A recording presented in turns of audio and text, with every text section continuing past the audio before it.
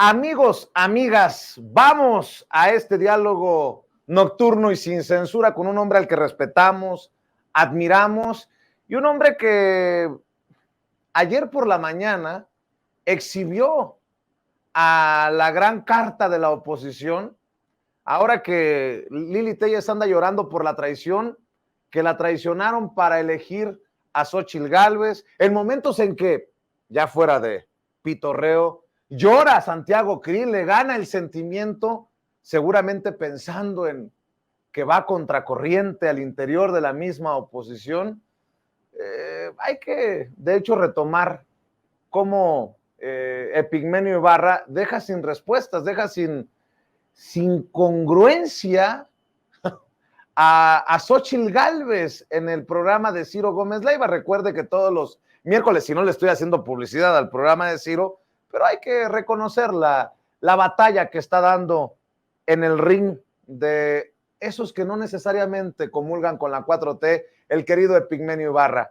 Epigmenio Ibarra le dice unas cuantas verdades a Xóchitl Gálvez, la mujer que en algún momento llegó con botarga de dinosaurio al Senado, la que llegó a su registro como aspirante oficial rumbo al 2024 en la oposición en bicicleta, la mujer que se encadenó en la antigua sede del Senado de la República cuando no tronaban sus chicharrones, en fin, la mujer que le dio vuelo a Lili Téllez cuando nos amenazó al equipo de Sin Censura. Esto es parte de lo que ocurrió en el programa de Ciro Gómez Leiva ayer y con lo que abrimos este diálogo sin censura. Que tú vayas a fiestas. La historia es que tú fuiste empleada de Vicente Fox, que fuiste delegada por el PAN y eres senadora por el PAN. ¿Qué estás haciendo ahí? ¿Cómo andas con este cuento de que estás por el pueblo? ¿Cómo andas con este cuento de que estás por el pueblo cuando te codeas, cuando representas, cuando eres parte de esa pandilla de corruptos que ha saqueado a este país? Esa es la pregunta. Pues mira, yo respondo por mí. Qué bueno que no dices que yo soy una corrupta. Qué bueno que no dices que yo no soy una persona que está preocupada por las causas de los pueblos indígenas, porque el propio presidente me invitó a ser parte de esta transformación que quiere encabezar. Que no aceptaste, y no aceptaste, y te quedaste ahí donde te quedaste. Esa es la cosa. Pues por eso, pero algo porque no te queda, porque no aceptaste. Compañeros, creo que es suficiente. Ya, con eso, no más de 2 minutos. Xóchitl Gálvez queda exhibida por Epigmenio Ibarra. ¿Qué haces con esos corruptos? En algún momento tú, Xóchitl Gálvez Ruiz, desde aquí, desde Sin Censura, digo, ¿no andabas paleando piñatas del PRI? Y hoy de la mano de Alito Moreno, ¿quieres ser su candidata? Xóchitl, no te escuché fuerte y contundente contra el PAN de Genaro García Luna, el hoy declarado culpable, superpolicía de Felipe Calderón, culpable de aliarse con los narcos, y hoy quiere ser la candidata de ese partido de derecha cuando te dices de izquierda. Yo la verdad no entiendo la lógica, el sentido detrás de esta decisión de Claudio X y sus muchachos. Pero bueno, vamos a platicar con Epigmenio Ibarra, a quien usted sabe, admiramos, respetamos y a quien saludamos con mucho gusto. Buenas noches, Epigmenio, ¿cómo te va? Muy buenas noches, mi querido Vicente. Muy bien, gracias. Aquí nada más. ¿Cómo ves todo este ruido que está ocurriendo? Por más que le duela a Xóchitl Gálvez, hay que decirlo, esta campaña para favorecerla, aunque le duela a Santiago Krill y a los que se han bajado en el grupo Frente Opositor Amplio, como le llaman. ¿Cómo ves todo esto, mi querido Epigmenio?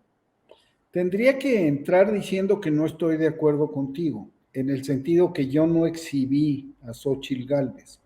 La que se exhibió fue ella. Fíjate que una persona que pretende la presidencia de la República, que pretende que aspira a ser candidata a la presidencia de la República, que dice que va a ser presidenta, se rebaja a un debate en un programa matutino con un opinador. ¿Quién demonios la asesora? ¿Cómo se le ocurrió? ¿Cómo se le ocurrió? Además demuestra su vena intransigente, ¿no? Porque tú vas a tu segmento con Ciro Gómez Leiva, hablan de los temas del momento y ella llama para exigir su réplica, ¿no? Y dices tú, bueno, si apenas iba calentando motores la cosa y ya no aguantó, perdón por interrumpirte, pero si no lo saco, ya ves que mi pecho no es bodega, Epigmenio. Es que es un error táctico y además suceden cosas que la retratan de cuerpo entero. Uno, me dice, no te acepto que pienses. Oye, no te acepto que digas, no te acepto que escribas, pero que pienses.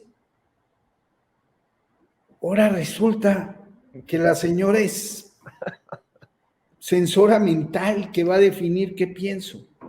Eso por un lado. Por el otro lado, en el curso de la plática,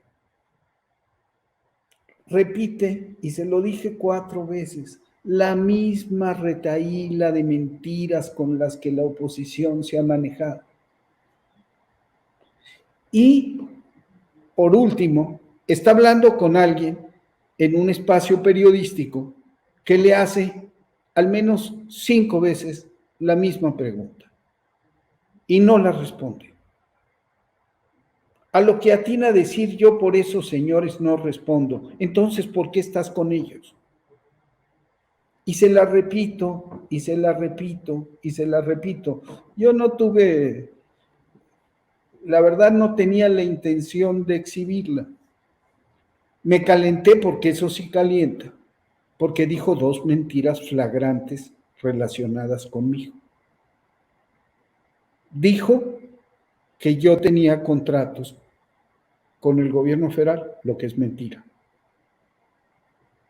Y luego trató de hablar del crédito como que fuera una dádiva, cuando es un crédito que se está honrando y que se obtuvo a través de una empresa que es 100% exportadora y que tiene un prestigio sólido, inversiones muy importantes en México y que es una de las productoras de contenido independiente en español más importantes del mundo y que hace 12 años no produce un segundo para México. Bueno, eso sí calienta, le dije, estás mintiendo. Pero eso es lo que les queda a esos personajes, ¿no, mi querido Epigmenio? Perdón que entre aquí, pero eso es lo que les queda. La calumnia, las mentiras, cuando si hay alguien que ha mentido, que ha caído en contradicciones, en incongruencias, es precisamente la que te acusa de algo que los que te admiramos, te respetamos, sabemos. O sea, y si en determinado momento hubiera un contrato, pues que lo muestren. Y si hubiera algo que no se está cumpliendo en este crédito que tú mismo lo has anunciado, pues que lo papelito habla. Pero pues no así a los dichos. Están muy mal acostumbrados al periodismo estilo Loret, solo por decir un ejemplo. Es que todo lo que pasó ayer exhibe a esta mujer. Y entonces están empeñados que me temblaban las manos. Sí me tiemblan las manos. Todo por servirse acaba. Yo cargo hace muchos años una cámara y siempre me estoy sobando las manos porque me duelen. Ni modo. Y a los 72 años mal haría en no temblarme algo. Pero no me tiembla la conciencia. Ahí estoy dándole. Y digo lo que pienso y reflexiono a profundidad. Y lo que traté de hacer ayer en el artículo fue una reflexión a partir de una experiencia y de un análisis, de una campaña en la que yo participé. Yo fui del equipo del ingeniero Cuauhtémoc Cárdenas y me tocó enfrentar a Vicente Fox. Y me tocó, y lo puede decir Santiago Krill, el día de la elección, ir con Fox, que me parece un bufón patético, a felicitarlo y decirle a Santiago Krill, les deseo la mayor de las suertes por este país. Pero vi el proceso, vi la narrativa, sufrí el éxito de esa narrativa.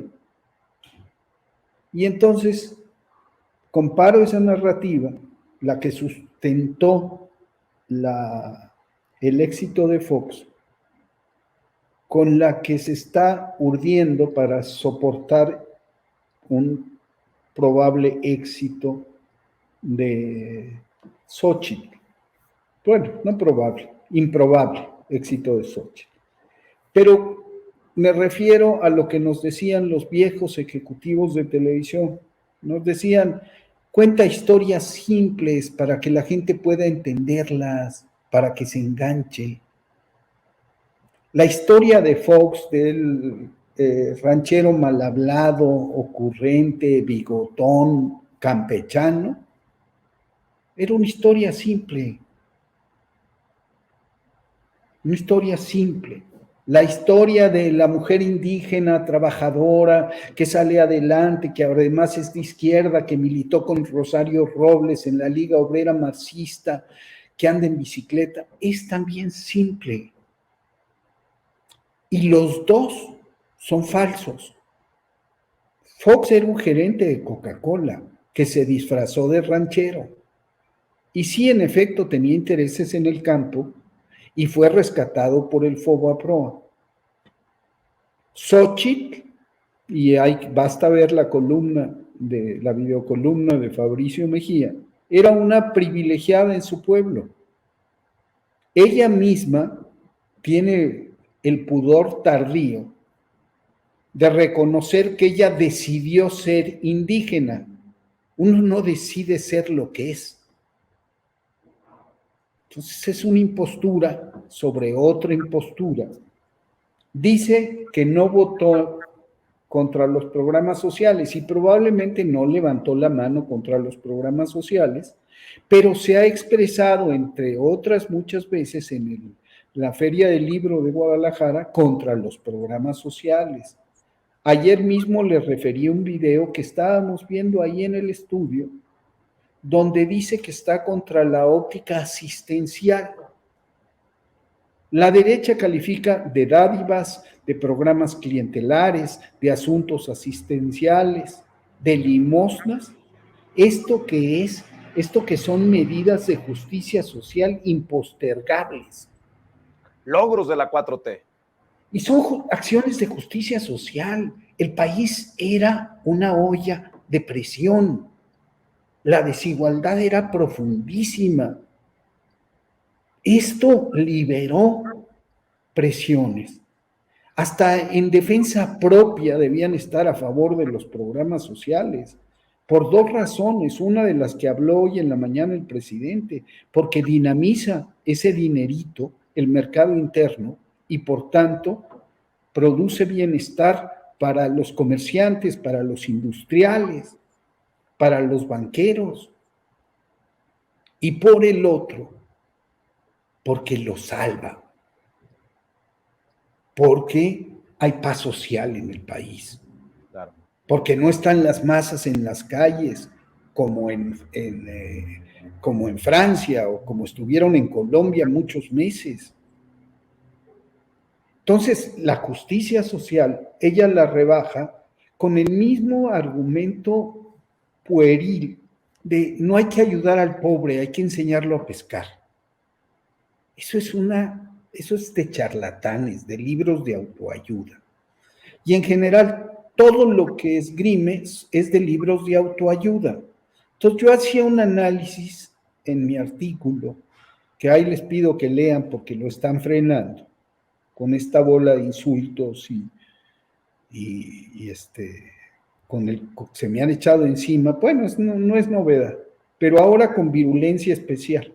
A mí no me gusta eso de estar allí, porque te digo, en el fondo considero un error táctico que muestra al personaje, que exhibe al personaje, que de bote pronto decide intervenir en un debate nada más para establecer un debate con un personaje que no tiene su altura o la altura de sus pretensiones. Y luego al final de Perdonavidas me dice, bueno, ya discutiremos cuando sea yo presidenta. Ay, híjole, le dije, eso va a ser imposible porque tú no vas a ser presidente. O sea, es muy triste. Y lo que es muy curioso es la operación. Resulta que estos opositores copian el esquema de Morena. Lo copian, lo calcan.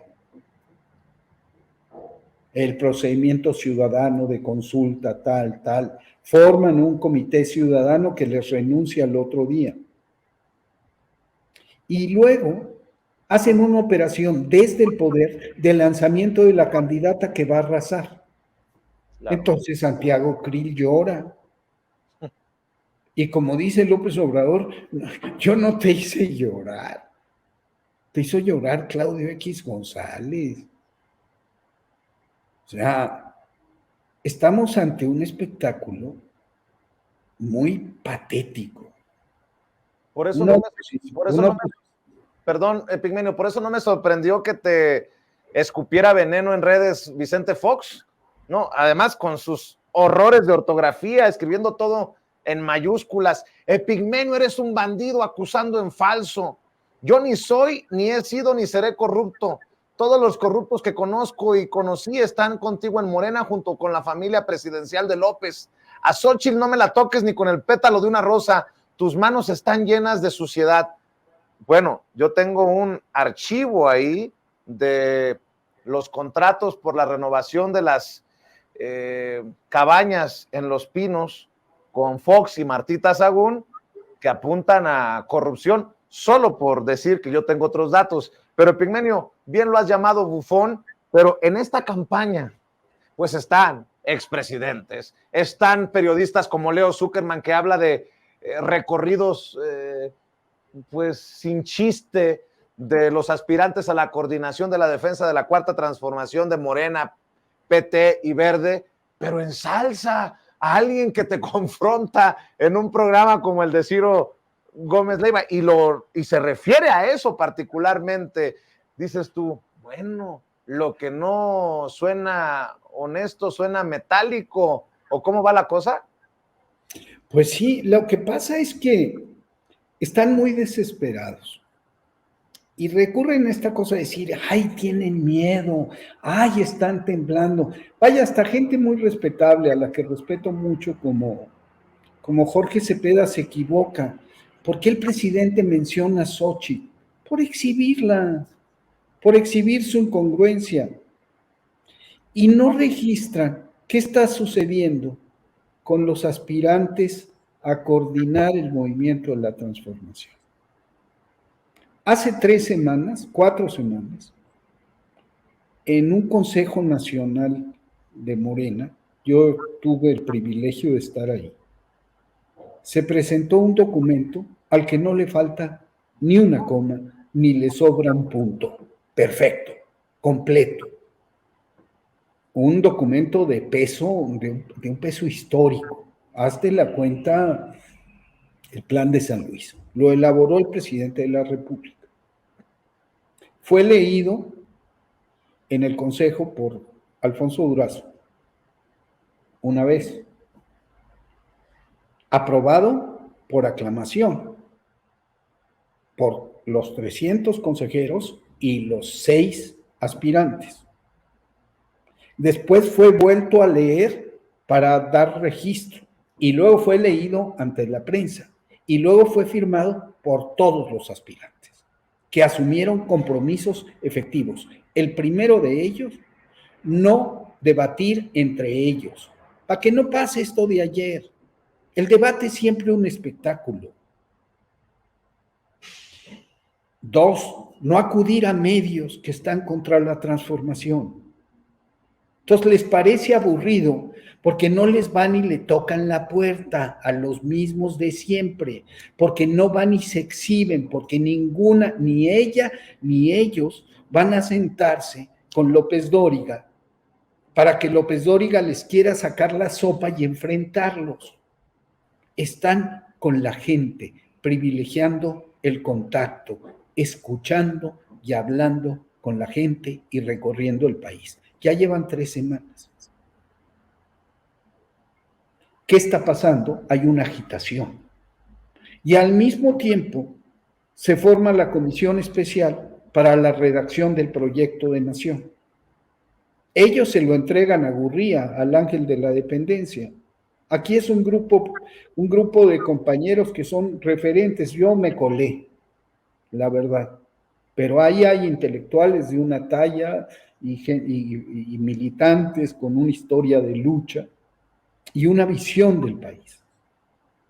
Y en medio de todo esto, sucede una cosa histórica que hoy volvió a repetir López Obrador. Yo no tengo memoria de un líder revolucionario, eso es López Obrador, que en la cúspide de su poder renuncia al mismo.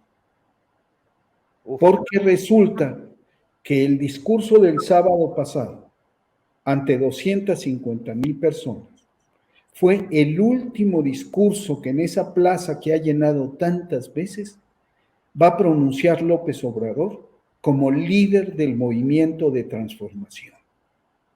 Porque el 6 de septiembre entrega la estafeta a quien gane. Del liderazgo político del movimiento de transformación. Y en septiembre del año que entra, la presidencia. Aquí que hemos visto a la inversa en la oposición, que los partidos primero expulsaron a los ciudadanos del proceso y segundo, que Claudio X González expulsó a los partidos. Vemos por un lado un proceso de democratización del proceso sucesorio y por el otro lado un proceso de apropiación de una cúpula empresarial del proceso sucesorio de la derecha. Y tienen el descaro, el cinismo, el desparpajo de decir, y tenemos una mujer de izquierda para ejecutar los designios de un grupo oligárquico. Carajo, no nos tomen el pelo, no quieran tomarnos el pelo.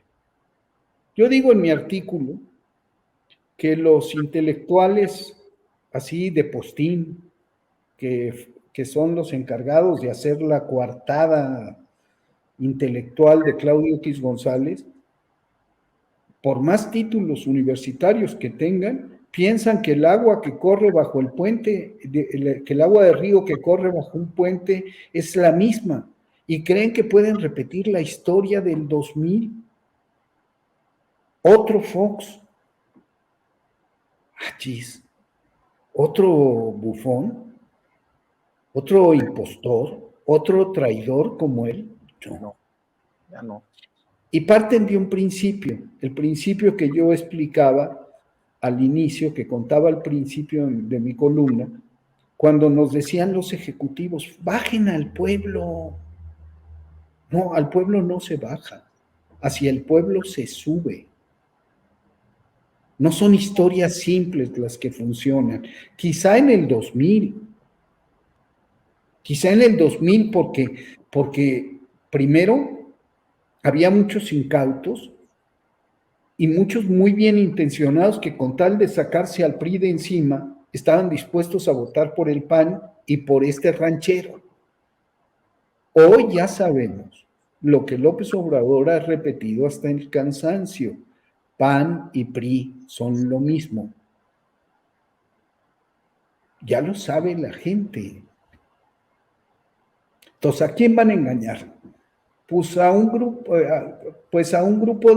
progres buena ondita, incautos, que van a creer que Alito se santificó por contagio, porque la buena onda de Xóchitl se le va a pasar a Alito. Se contagia la buena onda. Entonces, ¿a quién engañan? Se exhiben ante un pueblo cada vez más consciente. López Obrador insiste en la revolución de las conciencias y no se dan cuenta que es un fenómeno social que explica la insurrección cívica del 2018. ¿Sabes quién es más claridoso? Y hay que leer su discurso. Osorio Chong. ¡Ah, carambas! El recuento que hace Osorio Chong de lo que han perdido en estos años es una confesión de parte impecable. O sea, él dice, nos llevó el carajo. Tienen 2 gubernaturas, Vicente. 2. No son nada. Entonces estamos enfrentados a una coalición opositora formada por los empresarios y por los panistas, en donde van de adherentes los retazos del PRD y los retazos del PRI, y donde encima, para que funcionar, se ven obligados a llamar a una gente que se dice de izquierda, para suplantar, buscar un proceso de suplantación del discurso, porque saben que desde la derecha no les funciona, pero ni eso pueden, porque ponen una gente que no pasa la prueba del ácido, como Xóchitl, que no es indígena, que no es de izquierda, que no es tan buena onda, por un lado, y por el otro lado, designan como responsable del proyecto de nación a alguien que más neoliberal no puede ser. Claro, claro. Entonces, pues son de derecha, actúan como de derecha, piensan como de derecha, insultan como de derecha y repiten las mismas retahílas que los de la derecha. Son derecha. Son de derecha, no hay de otra. Yo puedo atestiguar que Xóchitl Gálvez no es tan buena ondita, luego de que motivó, sí, solapó y motivó las amenazas de Lili Téllez, de Kenia López Rabadán, ella misma, contra tu servidor y contra el equipo de Sin Censura, que generaron, pues no sé cuántas amenazas de muerte en contra por simple y sencillamente pensar diferente. A ver, mi querido Epigmenio, como digo yo, vamos a dejar la víbora chillando. Mencionabas el proceso interno Morena, PT, Verde, que definirá al coordinador o a la coordinadora de la defensa de la Cuarta Transformación, y mencionabas algo muy interesante porque ha sido de debate, sobre todo en los equipos de los aspirantes y la aspirante, entre los seguidores, simpatizantes y sobre todo en redes sociales. Los medios que no comulgan con la Cuarta Transformación, que no deberían de ser visitados por los aspirantes para no meterse en camisa de 11 varas. Híjole, déjame preguntártelo. Yo sé, no es lo mismo Epigmenio Ibarra, el que le hemos reconocido, ir a pelear en el ring de los adversarios, pero pues Ciro Gómez Leiva no está necesariamente en la lista de los cuatroteros, y yo he visto por ahí algunos que se han dado la vuelta con Ciro, con Radio Fórmula, que es la cueva de todos estos personajes que están en contra de la 4T. Perdón por echarte el agua con este planteamiento, pero así de complicado, así de complejo, podría también ser este avanzar, este camino que lleva 2-3 semanas entre las famosas corcholatas rumbo al 6 de septiembre, mi querido Epigmenio. Mira, yo he estado insistiendo y además es mi tarea y mi compromiso en que el pleito no es adentro, no es entre nosotros. Quienes queremos la transformación tenemos que ser muy cuidadosos de nuestras expresiones y tenemos que ser muy respetuosos. Esta es una disputa entre compañeras y compañeros, no entre adversarios. Entonces, no hay que agitar las aguas en ese sentido. La propuesta, el acuerdo aprobado de que no haya debates entre los aspirantes, me parece muy correcto. ¿Por qué? Porque lo importante es escuchar a la gente y que la gente los escuche para que se forme una opinión. En lugar de este espectáculo mediático de vamos, nos peleamos, te descalifico. No. Y lo mismo llamo a quienes apoyan a una o a otro a que no caigan en el juego. Somos compañeros, estamos por lo mismo. Nos inspira un hombre al que hemos apoyado, con el que llegamos a iniciar esta transformación, que es Andrés Manuel López Obrador, un gigante. Hoy él hacía una mención de la historia de México y decía que México es muy singular por Morelos, por Hidalgo, por Flores Magón, por Juárez, por Lázaro Cárdenas. Decía gigantes. Y yo digo, y López Obrador. Todavía no le damos el golpe a la dimensión histórica de este político que logró derrotar pacífica y democráticamente a uno de los regímenes más longevos, más autoritarios, más corruptos, más represivos y más complejos de la historia moderna. Este hombre, además, que es capaz de impulsar una revolución única en la historia del mundo, porque es una revolución en libertad. Todas las revoluciones que yo he estudiado, de las que he podido estar de cerca, tienen que tomar, al nada más triunfar, al menos 5 medidas inmediatas. 1, toman el control de la prensa y anulan toda prensa opositora. Ese es un principio de cualquier revolución triunfante. 2, reprimen, suprimen, anulan a la oposición. 3, forman un partido único, sin fisuras. 4, inhiben la acción individual y promueven la iniciativa individual y promueven las iniciativas colectivas. Y 5, importantísimo, se aseguran su permanencia en el poder, de sus liderazgos, de sus vanguardias en el poder.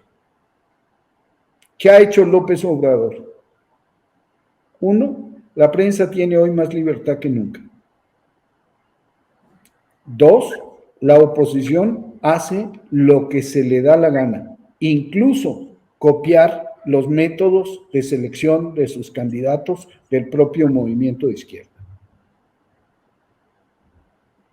3, Morena es un movimiento más que un partido y no aspira a ser único. Morena se juega la vida en cada elección. Se la ha jugado para bien, ha ganado 22 gubernaturas. 4, la iniciativa individual se promueve y se respeta al empresario, al comerciante y al campesino. Y cualquiera puede organizarse y hacer lo que le dé la gana. Y 5, este hombre no cae en la tentación ni de Evo Morales, ni de Lula, ni de Correa, ni de ni de Chávez. Y dice, me voy, ni de Calles, me voy y me voy para siempre, me borro. y su borramiento de la vida política mexicana empieza en la cúspide de su poder cuando anuncia su renuncia al liderazgo del movimiento. Estamos viviendo momentos extraordinarios y yo quiero, a través de tu programa y de toda la gente que nos escucha, decirle a las y los compañeros que necesitamos estructurar la épica, la narrativa épica de esta proeza lograda por el pueblo. Una revolución pacífica, democrática y en libertad. De esas no hay. Y un dirigente que con el 70% de aprobación se va a ir a su finca en Palenque y va a desaparecer de la escena política nacional. Eso es extraordinario.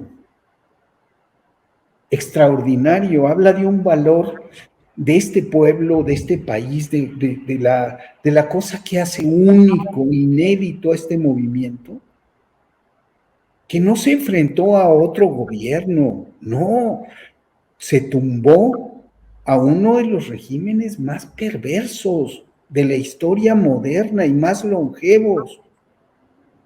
36 años. ¿Qué hizo Delfina en el Estado de México, por Dios? ¿Qué hizo Menchaca en Hidalgo? ¿Qué hizo Américo en Tamaulipas? Les ganaron a casi 100 años de priismo en Hidalgo y en el Estado de México. Le ganaron en Tamaulipas al crimen organizado que con cabeza de vaca estaba sentado en Palacio. Entonces, es una proeza extraordinaria que hay que preservar, que hay que mantener y que hay que refrendar por las buenas, votando. Además, aquí nadie aspira a quedarse a la mala en el poder. Además, hace falta cacarear, ¿no? Lo que está significando para la gente de a pie, la 4T, Dos Bocas, el aeropuerto Felipe Ángeles, el Tren Maya, los programas sociales. Y te lo menciono porque, fíjate que más allá del ruido de las Xóchitl Gálvez, de los Santiago Krill, que patalean, gritan, lloran, fíjate que a mí lo que más me preocupa es el papel que creo que han asumido algunos ministros de la Suprema Corte de Justicia de la Nación, un poder judicial hoy al mando de una señora que ya está abiertamente confrontada con este proceso de transformación, sobre todo con el presidente Andrés Manuel López Obrador, y me refiero a la ministra Norma Piña. ¿O no lo ves así, Epigmenio? La Corte está en manos de los mismos. De los mismos. O sea, desafortunadamente terminó su periodo Saldívar y no fructificó la iniciativa de que se quedara, y eso rompió los equilibrios precarios que se habían establecido, el precario equilibrio que se había establecido. Y la Corte volvió a ser lo que era antes. En el pasado era una oficialía de partes de la Presidencia de la República, que era una oficialía de partes del poder corporativo y del poder oligárquico, porque así era la cadena. Mandaban los oligarcas sobre el presidente y el presidente sobre la Corte. Hoy, como el presidente no manda sobre la Corte, y tan no manda que le puede parar una obra extraordinaria a un juez de distrito, o un juez local incluso, tan no manda el presidente que le frenan sus iniciativas, que usurpan las funciones del legislativo y del ejecutivo, los miembros del Poder Judicial, que no fueron votados, y toman decisiones, usurpan funciones. ¿Por qué? Porque dependen de otra gente, porque sirven otros intereses. Y así fueron siempre. No es sorpresa. No es sorpresa. La justicia, desgraciadamente, ha sido esclava del dinero, servidora del Poder Ejecutivo, y se ha negado a los pobres. Con dinero baila la justicia en México. Entonces estos ministros y la ministra Piña, pues están ensoberbecidos y echados para adelante, porque creen que pueden, aunque no deben. No deben. Y claro, la pandemia, el cúmulo de cosas que había que hacer, hizo que se tuvieran que dejar cosas pendientes, la reforma del Estado, la reforma del Poder Judicial, la reforma electoral, que no se pudieron acometer porque primero había que garantizar que la gente comiera, primero los pobres, segundo, garantizar que los jóvenes tuvieran oportunidades, las becas, jóvenes construyendo el futuro. En eso mintió ayer Xóchitl. No funciona Jóvenes Construyendo Futuro. Yo le dije, la tasa de empleo del programa es 40%. Es uno de los programas más exitosos de inserción en el mercado laboral que se ha intentado en el mundo. Igual que Sembrando Vida, es uno de los programas de reforestación más ambiciosos de la historia de la humanidad. O el programa de becas. Entonces, había que hacer eso, primero la justicia, porque los programas sociales no son limosnas ni dádivas, son acciones de justicia social. Segundo, había que garantizar la independencia energética, la soberanía energética del país. Y en el camino había que negociar con los grandes consorcios, con los norteamericanos, y no se ven los éxitos. Con Trump se firmó el TEMEC, con Biden se lleva buena relación. ¿Qué presidente mexicano, qué presidente en el mundo se puede llevar bien con Trump? ¿Qué presidente en el mundo puede ir a la Casa Blanca y forzar a que Trump haga un discurso reconociendo la enorme importancia de los migrantes mexicanos en la construcción de los Estados Unidos? Eso lo hizo López Obrador. ¿O qué presidente mexicano se sienta en Washington y le dice a los Estados Unidos, somos socios y ustedes nos necesitan? Integrados podemos, desintegrados se los va a llevar el carajo y nos va a llevar el carajo. ¿Qué presidente desde la izquierda habla de integración de América del Norte, sin descuidar a América del Sur? Todas estas cosas singulares y únicas escapan. Entonces, no alcanzó el tiempo para iniciar la reforma judicial. No alcanzó el tiempo para iniciar la reforma electoral. Y en estas instituciones se enquistó el poder conservador, que ya estaba ahí, que había estado ahí siempre. El elefante siempre estuvo ahí. El dinosaurio siempre estuvo ahí. Qué compromiso, qué responsabilidad, más allá de Andrés Manuel López Obrador, cuando se vaya, no solamente buscar llenar los zapatos de el más importante líder social de por lo menos los últimos 100 años, otros dicen que de la historia de México, y me refiero a Andrés Manuel López Obrador, pero el que llegue a Palacio Nacional tendrá la responsabilidad de precisamente avanzar esta transformación y estas cosas para las que no le dio tiempo a Andrés Manuel López Obrador. Qué responsabilidad y qué paquetote, ¿no, Pigmenio? Son unos zapatos, hay que ponerse esos zapatos que son unos zapatos. Uf, es un líder histórico. Yo he tenido el privilegio en mi carrera periodística y con la cámara al hombro de entrevistar a mujeres y hombres muy importantes en la historia. A Rigoberta Menchú, a Nelson Mandela, a Fidel Castro y a López Obrador. Y a López Obrador. En ese rango lo pongo. Es un extraordinario político, es un gigante. Entonces, sustituir a López Obrador. Mira lo que hace con los medios en la mañanera.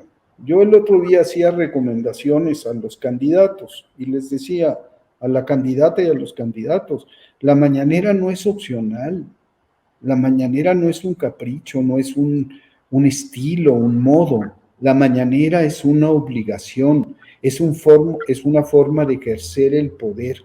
Hoy tú y yo y quienes nos están viendo sabemos dónde están dispuestos los efectivos del ejército mexicano, cuántos son, cómo están las vacunas, qué falta en qué parte, cómo están las estadísticas, todos los días.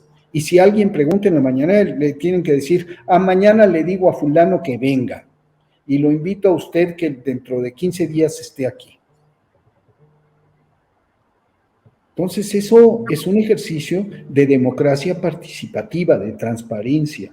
Cuando en la pandemia filmé las 4 horas, porque yo le escribí una carta al presidente diciéndole que yo pensaba en esos días en John Reed y 10 días que conmovieron al mundo y en Stefan Zweig y momentos estelares de la humanidad, que para bien o para mal, el país y el mundo estaba viviendo un momento extraordinario.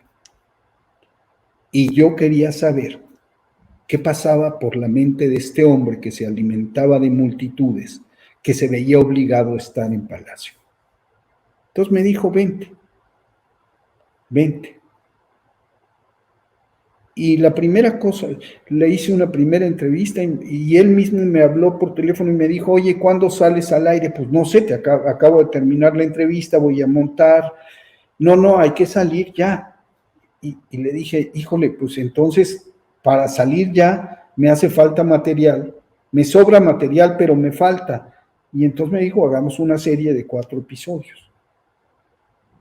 Porque él entendió también la cuestión. Y lo primero que le dije, necesito acceso a todo, necesito filmar, me dijo a todo.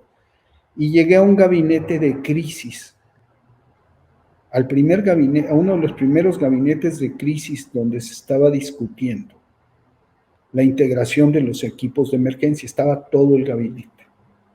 Instalé mi cámara, entró el presidente y dijo, ya vieron Epigmenio, ya les vi la cara de preocupación. En este gobierno, lo que se dice en privado, se dice en público. Él va a filmar todo. Esa actitud tiene que preservarse. No es un problema de estilo, pero sí es un problema de capacidad. Quien sea que llegue, tiene que rápidamente y a su manera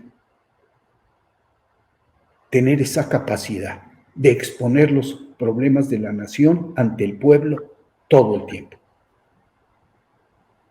¿Cómo viste al pueblo en el Zócalo? Este pueblo que dicen conocer, Xóchitl Gálvez y hasta Santiago Krill. Estaba viendo una declaración de Santiago Krill que me resulta tan grotesco como su llanto en conferencia de prensa. Dice que ha participado en marchas pese a tener piel blanca y ojos azules. ¡Ah, chinga! Declaración de Santiago Krill. Pero ¿cómo viste a este pueblo que rumbo a la recta final del gobierno de Andrés Manuel López Obrador, un presidente tan respaldado, tan querido, está más firme que nunca? Me sacó de onda lo que me dijiste hace rato, que era la última oportunidad que tenía el presidente de reunirse con su pueblo. Yo reniego de esto que nos pintas. Ojalá que no sea así, ojalá que haya un par de oportunidades más de aquí a que deje deje Palacio Nacional, pero ayúdame a entender ese pueblo que tú viste. Yo te vi ahí con tu cámara, como tantos años has estado, contando la historia, siendo parte de la historia Epigmenio, y este pueblo que es generoso, que está más avispado que nunca, pero que también está claro de que este camino se tiene que continuar. Pues mira, primero te contesto a propósito de Santiago Krill y en general de la oposición. ¿Cómo ven ellos al pueblo? Acarreado, ignorante, manipulable. Todos los que fueron ahí son pendejos. Y lo dicen, pero quieren sus votos. Todos son ignorantes, todos son manipulables y se los dicen y quieren sus votos. Yo veo un pueblo de México con una cosa identitaria nueva que yo no había respirado en este país en mis 72 años casi. Veo un orgullo, veo una fuerza. No en esta, en todas las marchas, creciente además. Cuando me muevo por el país, siento una cosa fuerte. Mienten descaradamente cuando dicen que el país está polarizado. Para que un país esté polarizado se requieren dos polos. Aquí no hay dos polos. El país no está partido en dos mitades. Aquí hay un grupete y una amplia mayoría. El 70% apoya a López Obrador. Este grupete furioso, que hace cosas como la de ayer. Va Claudia a un restaurante en Nuevo León, una mesa.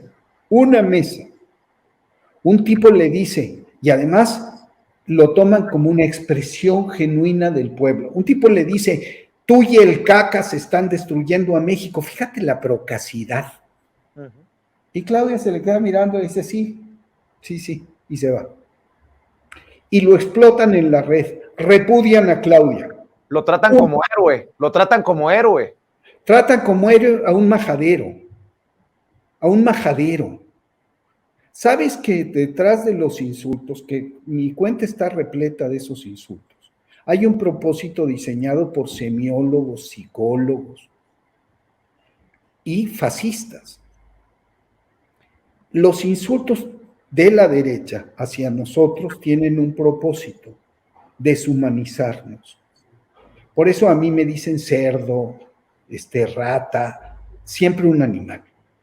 Y por eso epigmierda y al presidente Cacas, porque ya no somos ni siquiera seres humanos, somos cosas. Eso es muy grave. Eso hicieron los nazis con los judíos. Deshumanizarlos para matarlos. Esa violencia feroz, verbal de la derecha, es una franca incitación a la violencia física. Y muestra de qué están hechos. Son procaces, son vulgares y son elementales. ¿Tú crees como yo que el día, espero que no llegue muy pronto, el día que reclamen nuevamente la silla presidencial los amigos de Claudio X González, pues preparémonos para que busquen aniquilarnos? Ya ves que Claudio X González ya tenía una lista negra o estaba haciendo una lista de todos aquellos, perdóname por la expresión, paleros, ¿qué más nos dicen a nosotros? Cromasables de López Obrador, neochayoteros, aunque como a ti no nos puedan comprobar un solo contrato con el gobierno federal, pero veo estos tintes fascistas de esta derecha cada vez más tirada a la ultraderecha, a lo ultraconservador, que espero que el pueblo entienda en cabeza ajena y vea lo que pasó, por ejemplo, nada más, en Brasil, después de Lula, después de Dilma, llegó Jair Bolsonaro y dejó un desparpajo. Pero bueno, también hay que decirle las cosas abiertamente y sin censura. Ahora sí que, si me permites, Epigmenio, a la audiencia. Mira, seguramente tienen listas y tienen planes y tal. El problema es que no van a volver. Porque para volver necesitan los votos mayoritarios, el voto mayoritario de la gente, y la gente no se los va a dar. Porque la gente ya se sabe, o cito en la columna a León Felipe, que dice, porque ya se saben todos los cuentos. Porque esta sensación identitaria de orgullo, de pertenencia de los pobres, esa identidad con López Obrador y con la Cuarta Transformación, con todas las fallas que pueda haber, esa identidad es demasiado poderosa y ellos son muy ignorantes y son muy soberbios. La reacción con lo de Xochitl, con esta entrevista, debate que hubo ayer, la furia. Ahorita me suben tweets y mira, te hicieron pedazos, 15,000 tweets que te dicen cerdo, lamezuelas. Pueden ser 50,000 tweets, pero las calles son otra cosa. La gente tiene conciencia, tiene determinación y tiene alegría y tiene decisión. No la van a engañar. No la van a engañar. Así que yo diría que hay que estar tranquilos y que hay que estar firmes. Es tiempo de firmeza, serenidad y es tiempo de decisión. Epigmenio, por los ataques que estás recibiendo, como lo he hecho en diferentes ocasiones en solidaridad, un llamado a la audiencia de Sin Censura para que te apoye en Twitter, @Epigmenio_Ibarra, así como el nombre de Epigmenio, del maestro Epigmenio Ibarra, @Epigmenio Ibarra, y que apoyen la videocolumna que semanalmente está sacando en Milenio, uno de los espacios que podríamos criticar, pero en donde está dando la batalla, muchas veces como isla en el océano, el querido Epigmenio Ibarra, @Epigmenio Ibarra en Twitter. Y le decía, la columna que publican, escrita y videocolumna en Milenio. Y Epigmenio, para cerrar, si me permites, estos que mueven la idea nuevamente, no les funcionó en algún momento, pero la siguen moviendo, de que López Obrador es un peligro para México. De ese grupo, de esos personajes, de la mafia del poder, como ha vuelto a mencionar el presidente Andrés Manuel López Obrador, ¿quién es el gran peligro para México desde tu perspectiva, Epigmenio? El peligro para México son ellos. Es esa rabia, la rabia ciega de los conservadores. Siguen siendo el mismo peligro desde el siglo XIX. Quienes quieren conservar el statu quo, los que querían defender la colonia porque decían que en la colonia había progreso y paz social, los que fueron por Maximiliano, los que apoyaron a Santana, los que se enfrentaron a Juárez y estaban contra las leyes de reforma, los que asesinaron a Madero, los que promovieron el asesinato de Villa y de Zapata, los que cubrieron de sangre de 1 millón de personas este país, los que cambiaron el signo de la revolución, los panistas nacidos del nazismo para combatir a Lázaro Cárdenas, los panistas asociados con los priistas neoliberales, los fantoches que andan hablando en los medios como que fueran con esa santa indignación de Santiago Krill, los racistas, los clasistas, los xenófobos, los misóginos, que se visten de feministas, que se disfrazan. Esos son el peligro para México, los conservadores, la derecha. Pues yo cerraría con el peligro para México es lo que represente y a los que represente un Felipe Calderón que dice que el crimen organizado va a meter las narices en el proceso electoral del 2024, cuando el señorón tiene a su superpolicía, a su exsecretario en la cárcel en Estados Unidos precisamente por aliarse con los narcos. Lo que no queda claro de la advertencia de Felipe Calderón es si se refería a que él les va a pedir que metan las narices. Yo no descarto, permítame decirte una cosa, y lo insisto, me parece plausible. Y lo que dice Felipe Calderón es indicativo, que al nivel, al menos de coordinación operativa, existe un entendimiento entre la extrema derecha y el crimen organizado. Hay que estar atentos. Te agradezco mucho, mi querido Vicente. Ya tendremos otra oportunidad de hablar del proyecto de nación para la que venga o el que venga después de que el presidente Andrés Manuel López Obrador se vaya a su rancho a Palenque. Pigmenio, siempre es un placer, un deleite. Te mando un abrazo y mi agradecimiento eterno, maestro. Al contrario, te agradezco muchísimo, te abrazo y abrazo a quienes nos vieron. Gracias, el maestro Epigmenio Ibarra hablando con nosotros sin censura. Le pido lo de siempre, que no se quede nada más con vernos en vivo y en directo, que comparta esta charla con familiares, amigos, contactos, a través de WhatsApp, de Facebook, de Twitter, por donde usted quiera. ¿A poco no? Dejó la víbora chillando Epigmenio Ibarra, aquí en Sin Censura.